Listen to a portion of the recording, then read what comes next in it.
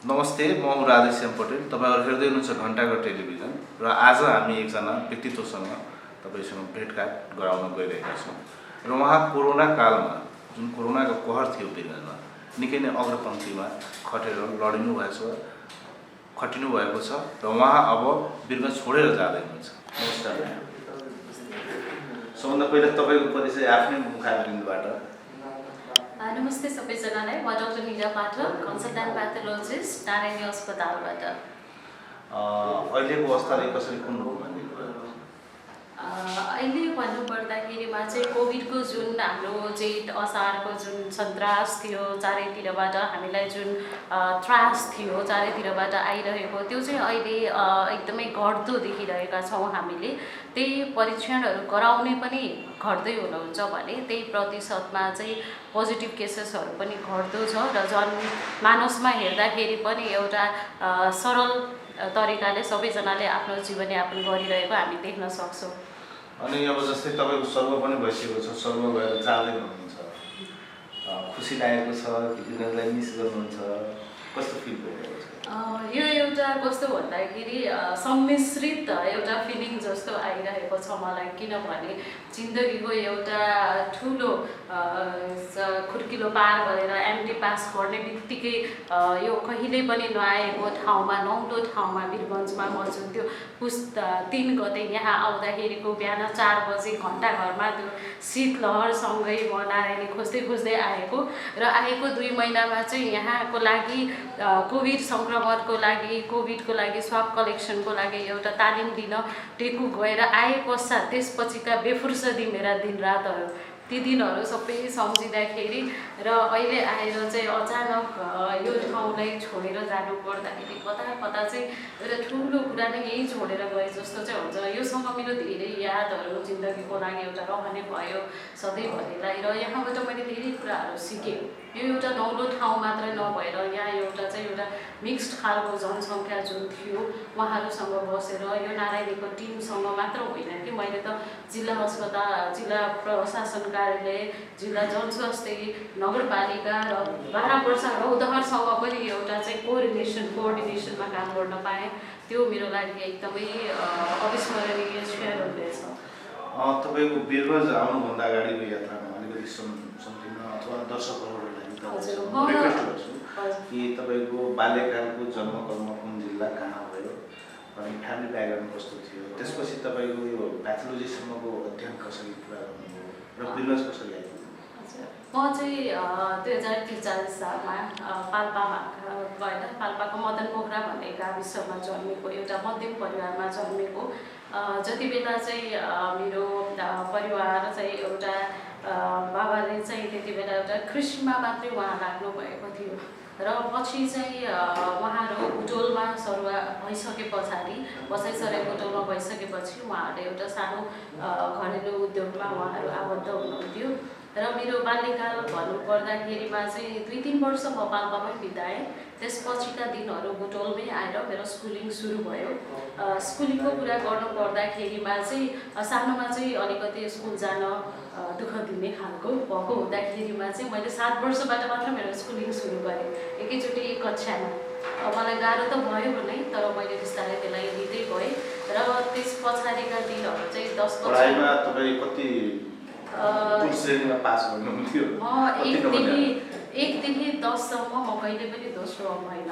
म सधैँभरि स्कलरसिपमै पढेँ र त्यस पछाडि 11-12 पनि मैले फुल स्कलरसिपमै पढेँ। बुवामा के गर्नुहुन्थ्यो? मेरो बाबा चाहिँ उद्योगी हुनुहुन्छ, मम्मी चाहिँ हाउसवाइफ नै हुनुहुन्छ। अनि हामीहरू 3 जना दिदीबहिनी, म चाहिँ माइली र मसँग अहिले मेरो कान्छी बहिनी मात्रै छ। मेरो दिदी चाहिँ स्वर्गीय भइसक्नुभयो र अहिले हामी 2 जना छोरी मात्रै छौँ। 11 र 12 पनि मैले स्कलरसिपबाट पढिसकेपछि साइन्सबाट पढेर अनि अब चाहिँ छोरी के भन्ने कुरामा चाहिँ साइन्स पढेर डाक्टर भइन्छ भन्ने कुराको पनि ज्ञान नभएको मान्छे चाहिँ अब कहीँ कतैबाट चाहिँ मलाई केही कुराले एउटा त्यो चढ्यो र म काठमाडौँ गएँ। 1 वर्षको अन्तरालमा मैले शिक्षा मन्त्रालयबाट, नेपाल सरकार शिक्षा मन्त्रालयबाट चाहिँ मैले फेरि पनि स्कलरसिप पाएँ र त्यही स्कलरसिपबाट मैले एमबिबिएस अध्ययन गर्न चितवनमा मेरो पोस्टिङ भयो। चितवनमा मैले एमबिबिएस सकिएपछि 2 वर्षको बन्ड हुन्थ्यो। त्यो 2 वर्षको बन्डमा चाहिँ मैले यस्तै सरकारी अस्पतालहरूमा पर्वतको अस्पताल, जिल्ला अस्पताल पुष्पामा काम गरेँ। त्यस पछाडि म भैरवाको भीम अस्पतालमा काम गरेँ। अनि लुम्बिनी अञ्चल अस्पताल, अहिलेको लुम्बिनी प्रादेशिक बनेको छ बुटोलमा, त्यहाँ पनि मैले प्रसुति तथा स्त्रीमा रहेर काम गरेँ। र त्यो सँगै चाहिँ मलाई कस्तो भन्दाखेरि एउटा कामको भूतले कहिले पनि नछोड्ने खालको मेरो स्वभाव र शुक्रबार शनिबार पनि म काम गर्न रुचाइराख्ने हुँदाखेरि म एउटा INGO वाच भन्ने एउटा प्रोजेक्टसँग पनि आबद्ध भएर शनिबारको दिनमा चाहिँ हामी कपिलवस्तु जान्थ्यौँ। त्यसमा हामी फ्री क्याम्पहरू गर्थ्यौँ र त्यहाँ चाहिँ हामीले थुप्रै महिलाहरूको जाँच गरेर केही त्यस्ता रोगहरू पहिचान गरेमा हामीले सरकारी अस्पतालहरूमा उहाँहरूलाई रिफर गर्ने र भोलिपल्ट आफ्नो ओपिडीमा उहाँहरूलाई जाँच गरेर पछाउने त्यस्तो गर्ने गरेका थियौँ। ती क्षणहरू पनि रमाइला क्षणहरू थिए र त्यो सँगै फेरि 2 वर्षको मेडिकल अफिसरको सँगसँगै मेरो विवाह भयो। अनि त्यस पछाडि मेरो विवाह चाहिँ वालिङ स्याङ्जा भएको, अनि श्रीमान पनि चिकित्सक नै हुनुहुन्छ। अनि त्यस पछाडि 1 वर्ष लगत्तै मेरो नानी पनि भयो र त्यति बेला मैले लोकसेवाको परीक्षा दिएर बसेकी थिएँ। अनि लोकसेवाको परीक्षा दिएर अब मास्टर्सको लागि पनि एउटा अध्ययनको चाहिँ तयारी गर्ने क्रममा मेरो MDमा नाम निस्कियो दरानमा। त्यो पनि स्कलरसिपमै नाम निस्कियो। MD प्याथोलोजीको लागि म सेप्टेम्बरमा त्यहाँ जोइन गरेको। फेरि 15 दिनमा चाहिँ मेरो लोकसेवामा पनि नाम निस्कियो। अनि त्यसले गर्दाखेरि मलाई एउटा 2 विधामा ल्याएको त थियो, तर मास्टर्स नै गर्ने र MD प्याथोलोजी एउटा स्कोप भएको विषय मलाई अत्यन्तै मन परेको विषय, किनभने यसले हरेक रोगहरूलाई पहिचान गर्ने, हरेक रोगहरूको बारेमा जानकारी दिने एउटा विषय भएको हुँदाखेरि म योसँग एकदमै इन्ट्रेस्टेड भएको भएर मैले लोकसेवाको अन्तर्वार्तामा गइनँ र मैले MBBS पछाडिको MD प्याथोलोजीलाई रोजेँ आफ्नो जीवनको एउटा आफ्नो विषय भनेर। मेरो विशेषज्ञता चाहिँ MD प्याथोलोजीमै रह्यो। 2019मा मैले MD प्याथोलोजी दरानबाट सकिए लगत्तै 2 महिनाको बिदा म घरमा बसेको। त्यस पश्चात चाहिँ म वीरगन्जको पोस्टिङ पाएँ नेपाल सरकारबाट। फेरि त्यसपछि स्कुल लाइफमा, कलेज लाइफमा तपाईँ चिकित्सा क्षेत्र अथवा चिकित्सा पेसातिर नै जान्छु भन्ने तपाईँ सोच्नु भएको थियो? त्यो थिएन, तर केही न केही त एकदम ठुलो मान्छे बन्ने भन्ने हुन्छ नि। बुवा अब जस्तै उद्योगी हुनुहुन्छ, म उहाँसँग कृपया तपाईँले रिक्वेस्ट गर्छु, बुवा र सरको नाम तपाईँ एकचोटि भनिदिनुहोस्। मेरो बाबा चाहिँ तेज कुमार पाठक अनि मम्मी चाहिँ रमा पाठक। अनि बाबा चाहिँ अहिले उद्योगी हुनुहुन्छ। उहाँले पनि कस्तो भन्दा धेरै वर्षको एउटा लगाव, एउटा परिश्रमबाट चाहिँ अहिले एउटा एकदमै राम्रो उद्यमी भएर चाहिँ आफूले आफ्नो एउटा पहिचान राख्नु भएको छ। उहाँ धेरै समाजसेवामा पनि अहिले लागिरहनु भएको छ र उहाँको एउटा प्रेरणादायी त्यो जुन हुन्छ नि हामीलाई देखाइरहनु भएको त्यो बाटो चाहिँ सायद त्यही उहाँलाई पहिल्याउँदै म यो बन्छु, म डाक्टर बन्छु भन्ने त भएन कि, तर उहाँले जुन त्यो अनुशासन, शिष्टता, एउटा संस्कार दिनुभयो नि, त्यो सबै हुर्किँदै जाँदाखेरि मलाई त्यही ठाउँमा नै म आखिर पुगेको जस्तो मलाई लाग्छ। अनि डाक्टर साहबले कहाँ हुनुहुन्छ? तपाईँको म्यारेज जुन छ, लभ म्यारेज भएको थियो कि? मेरो कम्प्लिटली एरेन्ज्ड म्यारेज हो।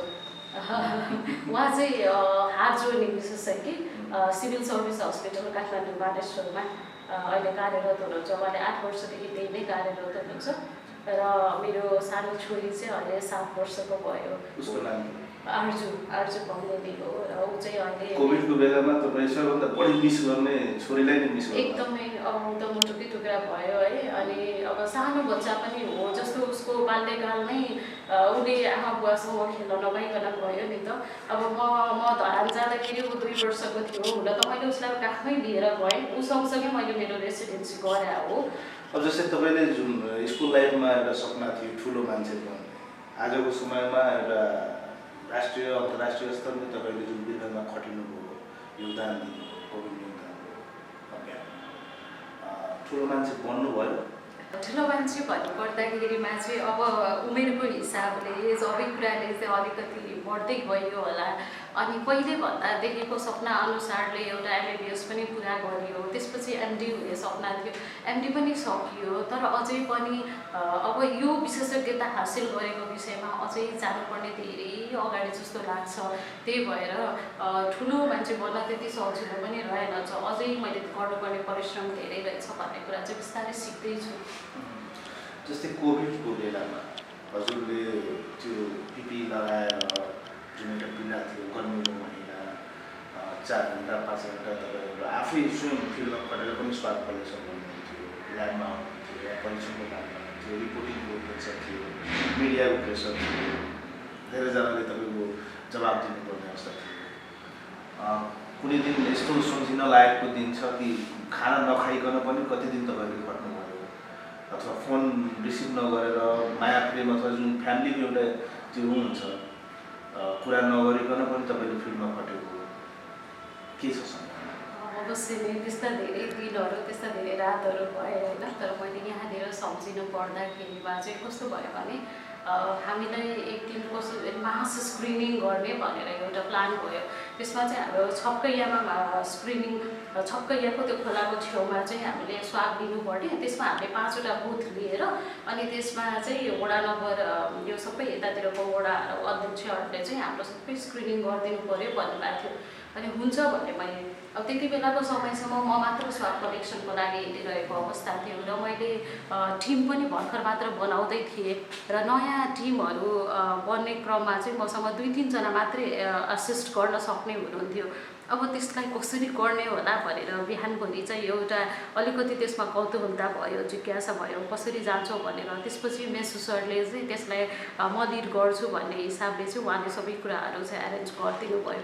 हामी गयौँ, स्वाब कलेक्सन गऱ्यौँ र स्वाब कलेक्सन गरिसकेपछि त्यही समयमा सिद्धार्थ माविमा पनि अर्को कलेक्सन भइरहेको ठाउँ थियो जहाँ हामीले 2 जनालाई खटाएका थियौँ र यतापट्टि म आफैले स्वाब कलेक्सन गरेँ। हामीले हरेक बुथमा 50-50वटा गरेर त्यो दिन हामीले 150 भन्दा बढी यताबाट गऱ्यौँ र त्यस पछाडि फेरि मेसु सर र म भएर चाहिँ हामी सिद्धार्थ स्कुलमा गयौँ र सिद्धार्थ स्कुलमा जाँदा त त्यहाँ त 20% पनि सकिएको रहेनछ र त्यसपछि फेरि हामी आफै लाग्यौँ त्यसमा पनि र त्यो गर्दै जाँदाखेरि 7, 7:30 साँझको बज्यो। बिहानदेखि हामी लागिरहेको थियौँ, साँझको 7, 7:30 बज्यो। अनि 8 बजिसकेपछि अब हामीले पढिसकेपछि अब चाहिँ नुहाउनुपर्छ र बस्नुपर्छ अनि एकछिन रेस्ट गर्नुपर्छ भन्ने भएको थियो। अनि आइसके पछाडि त फेरि फोन आयो कि एउटा इमर्जेन्सी बिरामी छ जसको चाहिँ गर्नुपर्छ भन्ने भयो। अनि त्यो गर्दा गर्दै रातिको 11 बज्यो बिचमै। अनि गर्दाखेरि अनि खाना खानु पनि भ्याइएको थिएन घरमा। एक्चुअली छोरीसँग चाहिँ कुरा गरिहाल्छु भन्ने थियो। अनि मम्मी बिरामी हुनुहुन्थ्यो, मम्मी बिरामी हुनुहुन्थ्यो। मम्मीलाई कुरा गर्छु भन्दा मम्मीसँग बोल्ने अवस्था थिएन, युरिक एसिड बढेर उहाँको खुट्टाहरू एकदम दुखिरहेको अवस्था। अनि त्यही बेलामा मेसु सरले पनि फोन गर्नुभयो, अब यो बगान अस्पतालमा एकदमै बिरामी यसरी बसेको छ अरे, डाक्टर साहब तपाईँ गइदिनु पऱ्यो भन्नुभयो। अनि हामी गयौँ। त्यो सबै सकाएर आउँदाखेरि रातिको 1 बज्यो कि। अनि 1 बज्यो अनि अब त्यसपछि फेरि नुहाउनु पऱ्यो होइन। त्यति बेला त अब सबै त्यो हुन्थ्यो नि त। गर्दा गर्दै 2, 2:30 बज्यो। अनि अब चाहिँ त्यस्ता कठिनाइ र कष्टकर चिज मतलब रातहरू पनि र त्यो चाहिँ कस्तो अविस्मरणीय जस्तो क्या। म खान्छु, अब म यो फोन गर्छु भनेर मेरो दैनिकी नै त्यसमा त अलिकति भएको थियो। अहिले सम्झिँदाखेरि त्यो इतिहास जस्तो लाग्छ, त्यो पनि भएको थियो र। अनि जस्तै सुरुमा जस्तै कोरोना आउँदाखेरि एउटा केस पटनामा फेला परेको थियो, बिरजको एकजना उद्योगीको एउटा शङ्कास्पद केस। पछि त्यो फाइन्डिङ हुँदाखेरि भेरिफिकेसन हुँदाखेरि नेगेटिभ नै आयो। त्यो बिरजमा एउटा हल्ला नै हुन्छ। त्यसपछि 3 जना भारतीय उद्योगीको बिरज नै फेला परिसकेपछि काठमाडौँ नै बन्यो। देशकै राजनीतिक अवस्थादेखि लिएर सबै नेता र तपाईँको ब्युरोक्रेटदेखि सबै यसमा चासो दियो। त्यति बेला यहाँ अब बिस्तारै काम सुरु भइसकेको छ आएर तपाईँले डर लागेको लागेको छ? सुरुमा चाहिँ मलाई गर्नुपर्छ एज अ प्याथोलोजिस्ट हुनुहुन्छ, तर त्यो अब सङ्क्रमणको बारेमा धेरै थाहा पनि थिएन।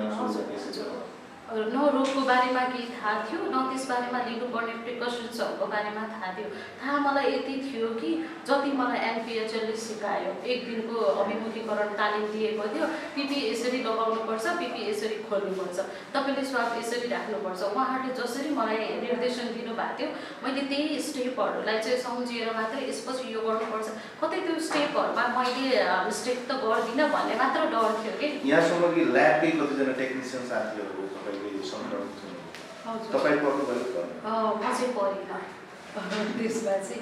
अब हामीले टेस्ट चाहिँ एकदमै अनि जस्तै 2-3 महिनाको जुन दौरानमा तपाईँ कहिले बिरामी पर्नुभएको? म नराम्रैसँग बिरामी परेँ नि। अब जस्तो साउन महिनाको कुरा गर्नु पर्दाखेरि, अब त्यही वैशाख जेठकै कुरा गर्नु पर्दाखेरि पनि एकदमै डिहाइड्रेसन हुन्थ्यो कि। अब गर्मीमा पिपी लगाएर जानुपर्ने, पसिनामा पसिना भएर त्यो शरीर आइसके पछाडि चाहिँ त्यसलाई जति नै लिटर पानीले पनि रिभाइभ गर्न नसकिने, एकदमै टाउको दुख्ने, वाकवाकी लाग्ने त्यो समस्या हुन्थ्यो। अनि जस्तो अब म त फिमेल भएर महिनावारीको पनि समय हुन्थ्यो, पिपी लगाएर होल डे काम गर्दाखेरि त्यसले पनि अर्को समस्या हुन्थ्यो। तर त्यति बेला त्यो सोच्ने समय थिएन। अनि लामो समयसम्म उभिएर काम गर्नुपर्ने, उभिएरै हिँड्नुपर्ने र खानपिन पनि अलिकति झन् इम्युनिटी बढाउनको लागि खानुपर्ने समयमा झन् खानपिनै डिस्टर्ब भइरहेको अवस्था थियो। अनि श्रावण महिनामा चाहिँ मेरो एकदमै ढाडको समस्या भयो। ढाड दुख्ने समस्या भएर नै मैले चाहिँ एकछिन फिजियोथेरापीको लागि विश्राम पनि लिएको थिएँ। र त्यस पछाडि लगत्तै मलाई 3 दिन जस्तो चाहिँ एकदमै टाउको दुख्ने, अनि यस्तो कोभिडको लक्षणसँग मिल्दो लक्षणहरू चाहिँ एकदमै देखिएको। जुन बेला विगतमा भर्खर मान्छे मर्न तपाईँ स्वयं ल्याबमा 24 घन्टा एउटा तैनाथीका साथ ड्युटी गरिरहेको भएको, तपाईँको आफन्तजनहरू जो बाहिर बसिरहेको हुन्छ, तपाईँले कसरी के भन्दैछ? उहाँहरू चाहिँ के छ, कसरी बसिरहेछौँ भन्ने एउटा प्रश्न त स्वाभाविक नै भयो। अनि मेरो मम्मी बाबा चाहिँ कस्तो हुनुहुन्छ भन्दाखेरि उहाँहरू चाहिँ जहिल्यै पनि पोजिटिभ भाइब्स लिने खालको हुनुहुन्छ कि। अनि उहाँहरूले चाहिँ काम चाहिँ गरिरहेछु, गाह्रो होला तर एकदमै सुरक्षित भएर गर्नु है, नगर्नु चाहिँ भन्नु भएन कि, एकदमै सुरक्षित भएर गर्नुभयो भन्नुभयो। अनि त्यसले गर्दाखेरि चाहिँ हस् हुन्छ भन्दै। अनि उहाँहरूले एकदमै फोन कम गर्ने कि मलाई, फोन पक्कै पनि व्यस्त छ भनेर फोन कम गर्ने। बहिनीहरूलाई चाहिँ टेक्स्ट गर्थे, मम्मी बाबाले, श्रीमानले, अब उहाँ आफै पनि चिकित्सक भएको हुँदाखेरि मिडियामा बेला बेलामा तपाईँको नाम पनि आउँछ, त्यति बेला उहाँहरू खुसी मान्नु? हजुर, उहाँहरूले अब त्यही मिडियाहरूले हेरिराख्दाखेरि चाहिँ छोरी ठिकठाकै रहेछ भन्ने विश्वास। अब यति गर्दाखेरि अब जान लाग्नु भएको छ। हजुर, धेरै डक्टर, धेरै स्वास्थ्य कर्मीहरू सम्मानित छन्, तपाईँ कतै सम्मानित हुनुभएको भयो? अब सम्मान भन्ने कुरा यस्तो हुँदो रहेछ कि अब सर्टिफिकेटै पायो अथवा माला पायो भनेर सर्टिफिकेट गर्ने भन्दा पनि कतिजनाले मलाई चिन्नुभयो।